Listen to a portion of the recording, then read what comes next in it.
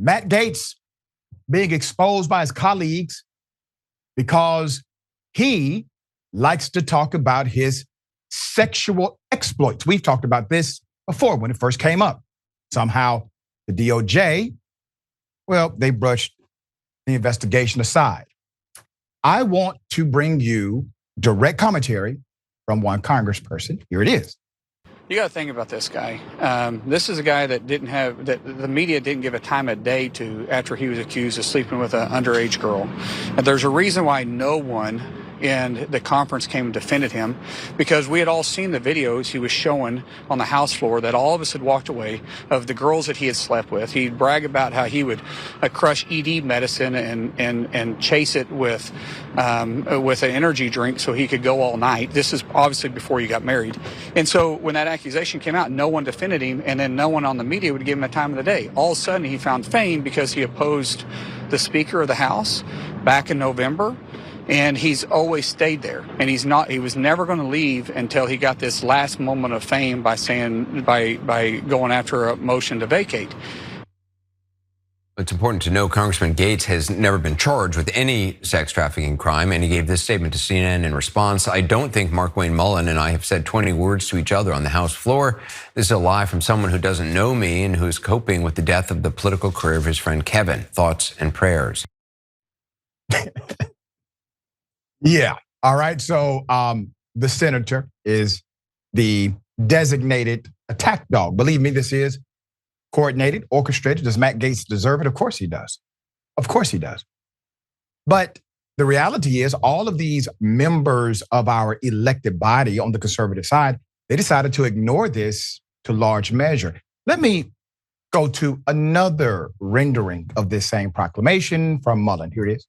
Wasn't too long ago that no one would even touch him because he was being accused of sleeping with underage girls, which honestly, there was no colleagues that came out and defended him because, quite frankly, the stuff that he would show on the floor and the stuff he would brag about on the floor before he was married, we probably thought, well, that's reasonable, and we would always have to walk away from him. And so this individual that you have here, I don't think what he's done is something to be expelled, but this is something that his constituents back in Florida should make a hard look at. I mean, there was many times that he would go out on news programs in the evening and he would tell me personally, hey, I got to go sell my constituent catheters, because all he was doing was selling himself, and evidently his constituent base is an older base. And that he thought that was funny. To me, that's not funny. You take your job and make it serious, do what's right by it, and serve. This isn't an opportunity for you just to have an opportunity to promote yourself, which that was what Matt Gaetz' goals was. And so now that he wasn't relevant before Speaker McCarthy, the Speaker McCarthy opposing him has made him a credible candidate somehow, and allowed him to get all the attention that he was seeking beforehand. And he's going to continue to do this, even if it's the next speaker, because he has to seek that attention. I mean, remember what I said, Emma, this is retail politics. This has nothing to do with policy or principle anymore. Well, just jumping in really quickly, those accusations I know you brought up earlier, just those are allegations. They were never proven. And again, that Congressman Gaetz has denied those. I will say that you're 100% right. He's denied those, right, and it went away.